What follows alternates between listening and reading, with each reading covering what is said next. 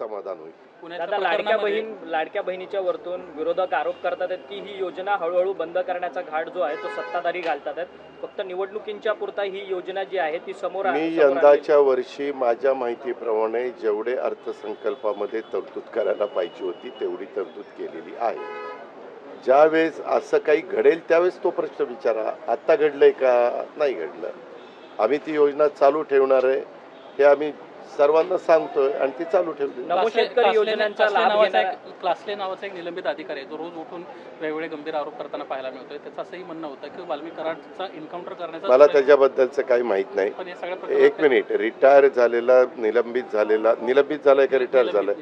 हा, मग निलंबित झालेल्या एखाद्या अधिकाऱ्याचं कितपत सिरियसली घ्यायचं ते पत्रकार मित्रांनी पण ठरवावं। अंबादास दानवेंचं यामध्ये असं म्हणणं आहे की वाल्मिक कराड जेलमधनं फोन करतायत आणि धमक्या देतात, असे 3 लोक। असं कोण म्हणतं? अंबादास दानवे असं म्हणते, मला 3 लोक येऊन। मग अंबादास दानवेंनी त्याच्या पद्धतीचं गृहमंत्री आपले स्वतः मुख्यमंत्री आहेत, काही कागदपत्र असतील तर ती द्यावी, त्याची चौकशी करू आणि कोण दोषी असेल त्याच्यावर कारवाई करू।